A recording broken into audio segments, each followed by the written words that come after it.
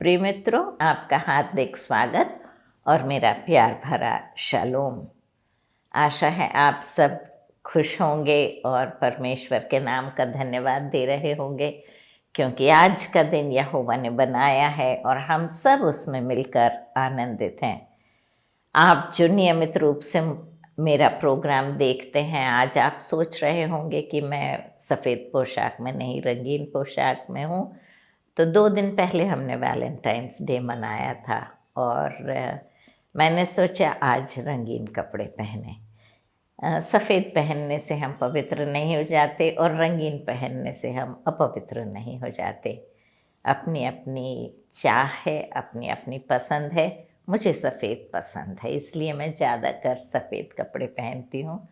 हमने जो ये उत्सव मनाया 2 दिन पहले, हर एक ने नहीं मनाया शायद, लेकिन जिसने भी मनाया, ये प्यार का त्यौहार है।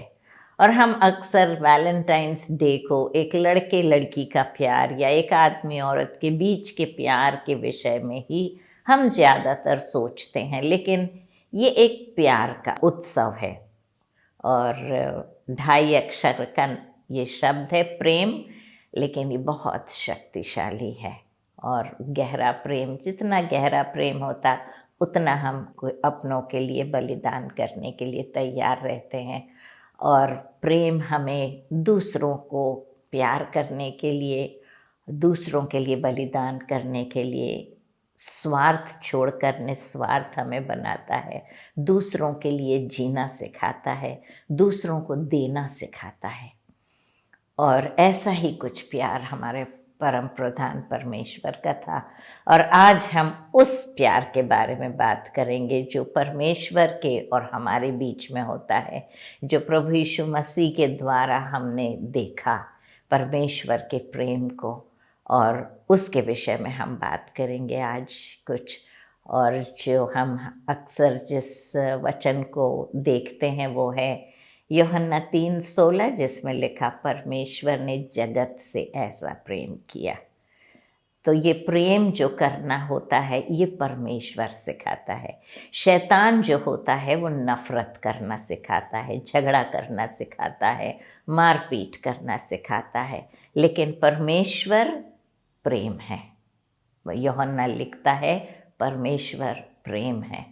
और परमेश्वर जो प्रेम है वो हमें प्रेम करना सिखाता है, वो शांति से जीवन जीना सिखाता है, वो हमें एक दूसरे के लिए बलिदान करना सिखाता है, एक दूसरे की सह लेने के लिए सिखाता है, एक दूसरे की मदद करने के लिए सिखाता है। हम जिससे प्यार करते हैं हम उसकी मदद करते हैं, हम उसकी सराहना करते हैं, हम हमेशा उनका सहारा बनते हैं।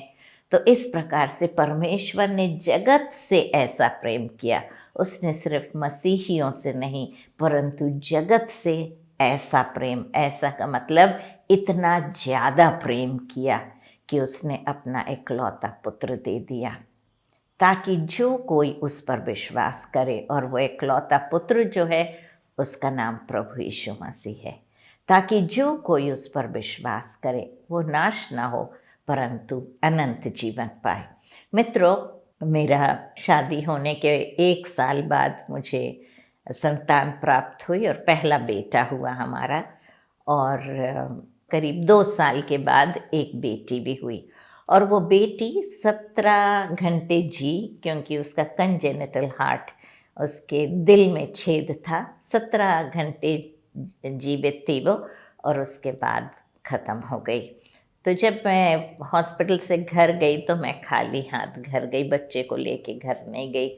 और बहुत तकलीफ़ हुई मुझे उस समय। और हॉस्पिटल में तो मैंने खैर अपने आप को संभाल लिया, ज़्यादा रोना गाना कुछ नहीं। लेकिन घर जाने के बाद में ज़ोर से जब मैंने अपने पलंग को, खाली पलंग को देखा, बिस्तर को, तो मुझे बहुत रोना आया कि मैं 9 महीने के बाद मेरी डिलीवरी हुई, बच्चा हुआ, और हम लड़की मांग रहे थे, हमको लड़की हुई, और मैं खाली हाथ आई और मैं बहुत रोई।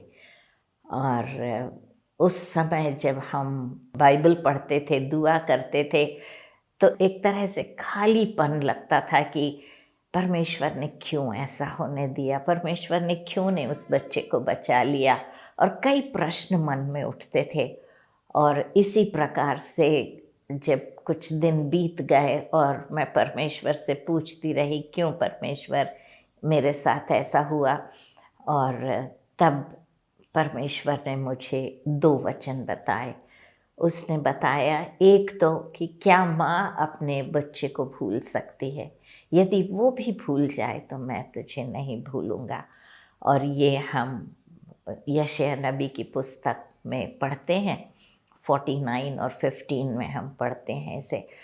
और परमेश्वर ने तब मुझसे पूछा, उस बच्चे को तूने गोद में भी नहीं लिया, क्योंकि वो बच्चा पैदा होते ही इंक्यूबेटर में रख दिया गया था और वहीं से फिर ले जाके वो लोगों ने उसे कब्र में गाड़ दिया था।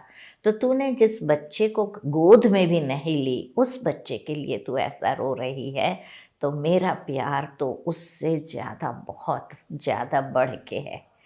तो परमेश्वर ने अपने प्यार को उस समय मुझे बताया कि तू अपने छोटे से बच्चे को, जिससे सिर्फ 9 महीने का तेरा वास्ता था, उसके लिए तुझे इतना दुख हो रहा, तो मैंने तो तुझे रचा है और मैं तुझसे बहुत प्यार करता हूँ।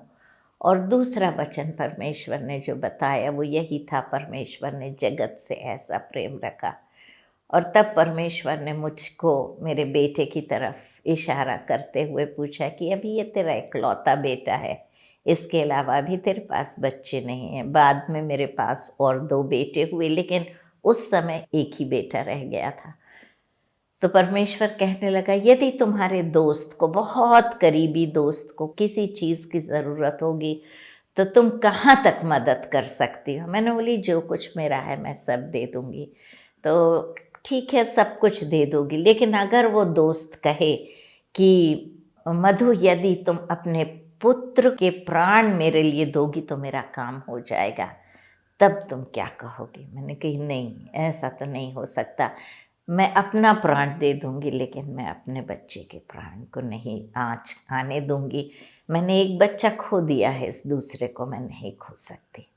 तब परमेश्वर ने मुझे दूसरा लेसन सिखाया, दूसरा पाठ सिखाया और बताया कि हाँ, बहुत तकलीफ़ होती है हमें, और तुमने उस बात का अनुभव किया है कि तुमने एक अपने बच्चे को खोया है, तो तुमको मालूम है कि बच्चे से अलग होना कितना मुश्किल होता है। और जब इकलौता बेटा बच गया है, उसको किसी के लिए देना तुम्हारे लिए बहुत मुश्किल है। लेकिन मैंने वो काम भी तुम लोगों के लिए कर दिखाया और अपने इकलौते बेटे को तुम लोगों के लिए दे दिया। क्यों? क्योंकि मेरा प्यार तुम लोगों से उतना गहरा था। मैं नहीं देख सकता था कि तुम नरक में जाओ, इसलिए मैंने अपने इकलौते पुत्र को, और वो भी इतनी बुरी तरह से उसे मारा गया, इतनी यातनाएं सहनी पड़ी, उसने जिंदगी भर लोगों की भलाई की, लोगों को चंगा किया, बीमारी उनकी दूर की, उन भूखों को खिलाया, अंधों की आँख खोली, कोढ़ियों को चंगा किया, हर एक का भला किया। और अंत में उसे क्रूस पर चढ़ाया गया, कोड़ों से उसे मारा गया, उसकी दाढ़ी खींची गई, उसके ऊपर थूका गया। और मैं ये सब देखता रहा, सिर्फ इसलिए क्योंकि मैं तुझसे बहुत प्यार करता था और करता हूँ। मित्रों, ये है हमारा परमेश्वर जो हमसे बहुत ज़्यादा प्यार करता है, और उसका प्यार बहुत महान है। तेरा प्यार है महान, इस जहाँ में कोई उस प्यार को समझ नहीं सकता और ना ही दर्शा सकता है। तो उस परमेश्वर के प्यार को हम मनाने के लिए और उसे याद करने के लिए इस प्रेम के उत्सव में हम उसे याद कर रहे हैं कि हमारे परमेश्वर ने जगत से ऐसा प्रेम किया कि उसने अपना इकलौता पुत्र दे दिया, ताकि जो कोई भी इंसान, किसी भी देश का इंसान, कोई भेदभाव नहीं, अमीर गरीब, राजा कंगाल, भिखारी, कोई भी क्यों ना हो, छूत अछूत, हर एक के लिए दरवाज़ा खुला है। जो कोई उस पर विश्वास करे वो नाश ना हो परंतु अनंत जीवन पाए। तो हम यहाँ पर श्रेष्ठ गीत में से कुछ वचनों को देखेंगे। और श्रेष्ठ गीत जो है ये सुलेमान की लिखी हुई पुस्तक है और नीति वचन के बाद हम सपोपदेशक को देखते हैं और सपोपदेशक के बाद हम इस पुस्तक को देखते हैं श्रेष्ठ गीत को। और इसका पहला अध्याय और इसके दूसरे वचन में कुछ इस प्रकार लिखा है, वह अपने मुंह के चुंबनों से मुझे चूमे, क्योंकि तेरा प्यार दाख मधु से उत्तम है। तो दाख मधु जो होता है, ये सिर्फ दाख मधु की बात नहीं है, ये मदिरा से भी कनेक्टेड है। मतलब नशा करने की चीज़, जो नशा करता है वो उसके सिर पे एक, जैसे कहते हैं, भूत सवार रहता है, एक धुन लगी रहती है। और उसको शराब की जिसको आदत रहती है, उसको लगता है मैं कब पीऊँ, कब पीऊँ, कब पीऊँ। और जब उसे पीने के लिए नहीं मिलता तो उसका दिमाग खराब हो जाता है, पागलपन सा चढ़ जाता है। हम देखते हैं कितने घर बर्बाद हो चुके हैं शराब की वजह से, कितनी लड़ाइयाँ होती हैं शराब की वजह से। आदमी घर में पी के आता है और अपनी पत्नी और बच्चों को भी मारता है, घर की चीज़ें बेच देता है यदि पैसा घर में ना हो तो। और इस लत के कारण इंसान बर्बाद हो जाता है, क्योंकि उसे वो इतना प्यारा होता है दाख मधु या शराब, उसके सामने उसे और कुछ नज़र नहीं आता। बीवी का दुख नज़र नहीं आता, बच्चों की पढ़ाई हो रही है, उसकी फीस और किताबें लेना है वो नज़र नहीं आता, घर में खाना खाने के लिए है या नहीं है, कुछ बात की फिक्र नहीं रहती। केवल एक धुन रहती है, दाख मधु, दाख मधु। लेकिन यहाँ परमेश्वर का वचन कहता है, परमेश्वर का प्रेम जो है वो अपने मुंह के चुंबनों से मुझे चूम, क्योंकि तेरा प्रेम दाख मधु से उत्तम है। और जिसको परमेश्वर के प्रेम का नशा लग जाता है, तो ठीक वैसे ही जैसे एक शराबी को शराब का नशा रहता है, वैसे हमें परमेश्वर का एक नशा हो जाता है।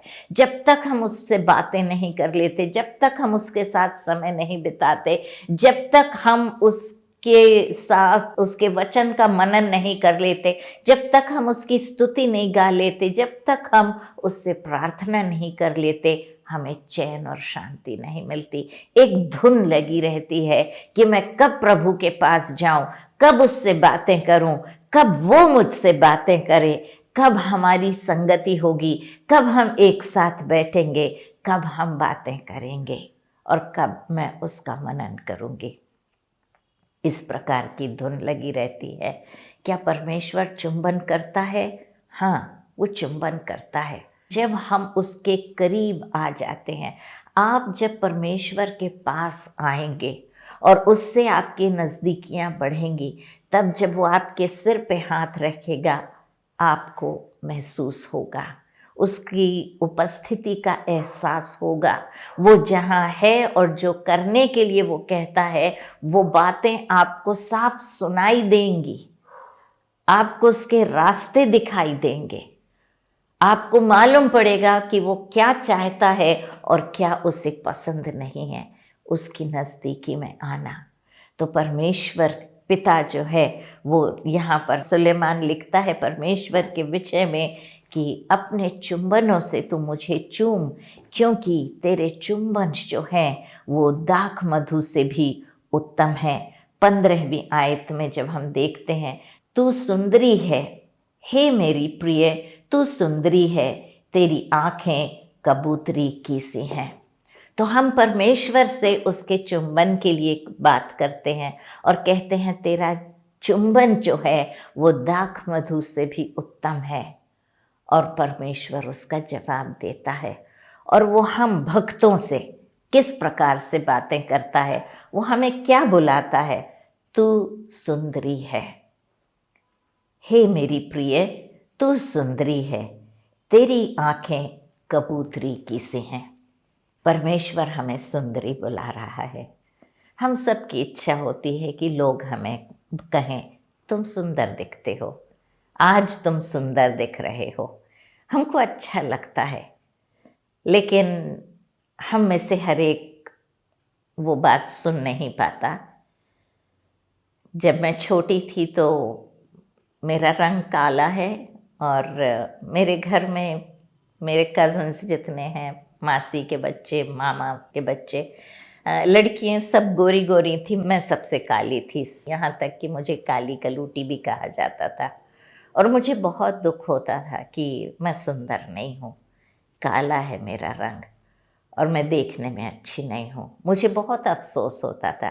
मैं देखती थी मेरे दूसरे कज़न्स को जो गोरे गोरे थे और जो अच्छे दिखते थे, और तब भी मैं छोटी सी थी और परमेश्वर से पूछती थी। मेरी माँ इतनी काली नहीं थी, ना मेरे पापा बहुत गोरे थे, लेकिन पता नहीं नानी का रंग शायद आ गया।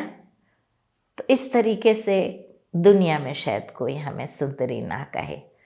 हम कितने ही सज धज क्यों न लें, कभी कभी कुछ भी करने के बाद भी सुंदर नहीं दिखते, लेकिन परमेश्वर की नज़रों में हम सुंदर दिखते हैं, और वो हमसे प्यार करता है। और वो जब हमें देखता है तो वो हमें कहता है, हे सुंदरी। कितनी सुंदर बात है, हमारे परमेश्वर की नज़रों में हम सुंदर नज़र आते हैं। और जब वो हमें देखता है तो वो कहता है, हे सुंदरी, हे मेरी प्रिय। हो सकता है कि आपको किसी ने प्रिय करके ना बुलाया हो। कभी कभी हमको माँ बाप के घर में तकलीफ़ उठाना पड़ता है, प्यार नहीं मिलता, और उसके बाद हम शादी करके आते हैं और पति के घर में और ससुराल में भी प्यार नहीं मिलता, और हमारी पूरी ज़िंदगी इसी प्रकार से ढल जाती है और ख़त्म हो जाती है बिना प्यार पाए। कोई नहीं पसंद करता, हर एक जन दूर कर देता है, और हम प्यार की प्यास में भटकते रहते हैं। प्यार की प्यास में हम हर एक के पास जाते हैं, हर एक का काम कर देते हैं, दूसरों को प्यार करते हैं, लेकिन वो हमारा तिरस्कार कर देते हैं, और हमारे दिल को बहुत तकलीफ़ होती है। ना सुंदर हैं और ना हमें प्यार मिलता है। कई एक तो प्यार नहीं मिलता, डिप्रेशन में चले जाते हैं। कई एक की दोस्ती होती है और वो लड़के से दोस्ती होती है, और वो लड़का किसी और से प्यार करने लगता है, छोड़ देता है, लड़की जाके जहर पी लेती है या फांसी चढ़ जाती है। लड़का भी उसी प्रकार से करता है। तो जब हमें प्यार की कमी महसूस होती है तो दिल को तकलीफ होती है। लेकिन आज खुशखबरी है, परम प्रधान परमेश्वर जो हमें ना सिर्फ बाहरी रूप से लेकिन अंदरूनी रूप से भी जो हमें जानता और पहचानता है, वो हमसे कह रहा है, हे मेरी सुंदरी, हे प्रिय, तेरी आँखें कबूतरी की सी हैं। मेरी आँखें बहुत छोटी हैं, कभी कभी तो दिखती भी नहीं। सुबेरे जब उठो तो बिल्कुल बस एक लाइन के समान दिखती हैं। सुंदर आँखें नहीं हैं, लेकिन मेरा प्रभु मेरे से कहता है, तेरी आँखें कबूतर की सी हैं। प्यार करता है मेरा प्रभु, और मेरा दिल खुश हो जाता है। कोई तो है जो मुझे बहुत प्यार करता है। और यदि आप भी प्यार के प्यासे हैं तो आज मैं आपको खुशखबरी देना चाहती हूँ कि परमेश्वर आपसे बहुत प्यार करते हैं। 2 अध्याय और उसका पहला वचन ऐसा लिखा है, मैं शारोन देश का गुलाब और तराइयों में से सोसन फूल हूँ। ये प्रभु कह रहा है कि मैं शारोन का गुलाब हूँ और सोसन का फूल हूँ, तराई में सोसन का फूल। I am the rose of Sharon and the lily of the valley. दोनों फूल बहुत सुंदर होते हैं। गुलाब तो खैर फूलों का राजा कहलाता ही है, लेकिन पवित्रता का जो निशान होता है वो लिली फूल, सोसन का फूल जो होता है, सफ़ेद होता है और बहुत ही सुंदर होता है। ईस्टर के समय में ये खिलता है और बहुत खूबसूरत होता है। आई am the rose of Sharon and the lily of the valley. तो हमें जो प्यार करता है वो कोई ऐसा इंसान नहीं है कि जिसे और कोई नहीं मिला इसलिए वो हमसे प्यार करने आ गया। नहीं, वो खुद खूबसूरत है, वो खुद इतना सुहावना है, इतनी अच्छी खुशबू, देखने में इतना सौंदर्य, और जब कोई हैंडसम, जब लड़कियों की शादी होने वाली रहती है और उनकी लिस्ट देखी जाती है कि तुमको कैसा लड़का चाहिए, तो लंबा होना चाहिए, गोरा होना चाहिए, घुंघराले बाल या सीधे बाल या ऐसी आंखें, ऐसी नाक या इस प्रकार से वो होना चाहिए। हर एक चीज़ सुंदर, हर एक चीज़ अच्छी। हम सब सुंदर और अच्छी चीज़ें मांगते हैं। और यहाँ जो मेरा प्रिय है तो वो कैसा है? वो शारोन का गुलाब है और वो सोसन का फूल है, lily of the valley and the rose of Sharon. और जब हम चौथे वचन में हम जाते हैं तो चौथे वचन में हम इस प्रकार पढ़ते हैं, वह मुझे भोज के घर में ले आया और उसका जो झंडा मेरे ऊपर फहरा था वह प्रेम था। तो भोज के घर में, होटल लेके जाता है वो, भोज के घर में, He brought me to his banqueting table and his banner over me is love। English में लिखा है banqueting table। आजकल जब लड़का लड़की एक दूसरे से प्यार करते हैं, एक दूसरे को बाहर लेके जाते हैं, होटल ले जाते हैं और फिर वहाँ पे अकेले बैठ के टेबल पे मन चाहे भोजन करते हैं और एक दूसरे की संगति करते हैं। यहाँ परमेश्वर कह रहा है, प्रभु कह रहा है कि मैं तुझे अपने भोज के भवन में लेके जाऊंगा और उसका एक झंडा मेरे सिर के ऊपर फहरा रहा है। और वो झंडा क्या है? वो झंडा प्रेम का झंडा है। वो बहुत प्यार करता है वो मुझसे। उसने मुझसे वायदा किया है, मैं ना तुझे कभी छोड़ूंगा और ना ही कभी तुझे त्यागूंगा। इसके आगे हम देखते हैं, चौथे वचन के आगे हम 10वें वचन में देखते हैं। 10वें वचन में लिखा है, मेरा प्रेमी मुझसे कह रहा है, हे मेरे प्रिय, तू मेरी सुंदरी उठकर चली आ। परमेश्वर बुलाता है, कहता है हे मेरी सुंदरी। देखिए कैसे बुलाता है, वो सुंदरी करके बुलाता है, प्यार करता है। और जब कोई हमें सुंदरी बुलाता है, दिल भर जाता है, खुशी से दिल उछल उठता है कि कोई तो है जिसकी नज़रों में मैं सुंदर नज़र आती हूँ। और वो कहता है कि हे मेरी प्रिय, हे मेरी सुंदरी, उठकर चलिया। परमेश्वर हमें बुलाता है, अपने पास बुलाता है और कहता है तू मेरे पास आ जा, क्योंकि मैं तुझसे बहुत प्यार करता हूँ। 14वें वचन में कहता है, हे मेरी कबूतरी, पहाड़ की दरारों में और टीलों के कुंज में मुझे अपना मुख देखने दे, मुझे अपना बोल सुनने दे, क्योंकि तेरा बोल मीठा और तेरा मुख अति सुंदर है। तो परमेश्वर यहाँ पे कहता है हे मेरी कबूतरी करके कहता है और बोलता है कि पहाड़ की दरारों और टीलों के कुंज में से अपना मुंह मुझे देखने दे। तो वो हमारा मुंह देखना चाहता है। यदि हमारी किसी से अनबन हो जाती है, कोई हमसे नफरत करता, तो हमारी शक्ल भी नहीं देखना चाहता, लेकिन हमारा परमेश्वर हमारी शक्ल देखना चाहता है। वो कहता है कि मुझे अपना मुख देखने दे और मुझे अपना बोल सुनने दे। क्यों? क्योंकि तेरे बोल मीठे हैं और तेरा मुख जो है वो अति सुंदर है। तो परमेश्वर को हमारी बातें भी भली लगती हैं, अच्छी लगती हैं और वो हमारी तरफ देखता भी है, टकटकी लगा के देखता है, क्योंकि हमसे प्यार करता है और उसकी नज़रों में हम सुंदर दिखते हैं। 15वीं आयत में लिखा है, जो छोटी लोमड़ियाँ दाख की बारियों को बिगाड़ती हैं उन्हें पकड़ ले, क्योंकि हमारी दाख की बारियों में फूल लगे हैं। तो जो प्यार हमारा है, वो छोटी छोटी जो लोमड़ियाँ हैं, छोटी छोटी जो गलत फहमियाँ हैं, वो प्यार को बिगाड़ देती हैं और प्यार को ख़त्म कर देती हैं। इसलिए जो छोटी लोमड़ी है या जो गलत फहमी होती है, उसी समय हमें उसे हटा देना है और हमें प्यार में कोई बाधा आने नहीं देना है। इसके बाद हम देखते हैं 16वीं आयत में, मेरा प्रेमी मेरा है और मैं उसकी हूँ, वह अपनी भेड़ बकरियां सोसन फूलों के बीच में चराता है। मेरा प्रेमी मेरा है और मैं मेरी प्रेमी की हूँ। तो मित्रों, क्या मेरा परमेश्वर को मैंने पा लिया है और क्या मैं पूरी रीति से अपने परमेश्वर में खो गई हूँ? क्या उसमें मैं समा गई हूँ? और यदि नहीं तो समय है कि मैं अपना जीवन पूर्ण रीति से उसे दूं।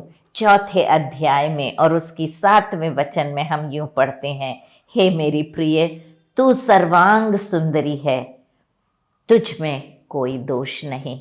हम जब प्रभु यीशु मसीह के लहू से धुल जाते हैं तो हमारे सारे दोष धुल जाते हैं और हम सर्वांग सुंदरी के रूप में बदल जाते हैं। और 10वीं आयत में हम पढ़ते हैं, हे मेरी बहन, हे मेरी दुल्हन, तेरा प्रेम क्या ही मनोहर है, तेरा प्रेम दाख मधु से क्या ही उत्तम है, और तेरे इत्रों की सुगंध सब प्रकार के मसालों की सुगंध से उत्तम है। परमेश्वर के नाम का धन्यवाद हो जो वो हमसे इतना प्यार करते हैं और वो चाहते हैं कि हम उसके हो जाएं और वो हमारा हो जाए। आइए प्रार्थना करें। परमेश्वर पिता, हम धन्यवाद देते हैं कि आप हमसे इतना अधिक प्यार करते हैं और आप प्रेमी पिता हैं और आप हमसे प्रेम करने हारे परमेश्वर हैं। आप शारोन का गुलाब और सोसन तराइयों में जो सोसन फूल खिलता है, आप वो हैं और आप हमसे प्यार करते हैं। परमेश्वर, आज हम अपने जीवन को पूर्ण रीति से आपको समर्पित करते हैं, आपको हम अपने दिल में ग्रहण करते हैं और प्रभु जी अपने आप को आपके आगे समर्पण करते हैं ताकि आप हम में और हम आप में बने रहे। हमारे सारे परिवारों के सदस्यों को तेरे हाथ में सौंपते हैं, सारी समस्याओं को तेरे हाथ में सौंपते हैं। हमें ले और अपना बना। प्रभु यीशु मसीह के नाम से प्रार्थना मांगते हैं, सुन और ग्रहण कर। आमीन, आमीन।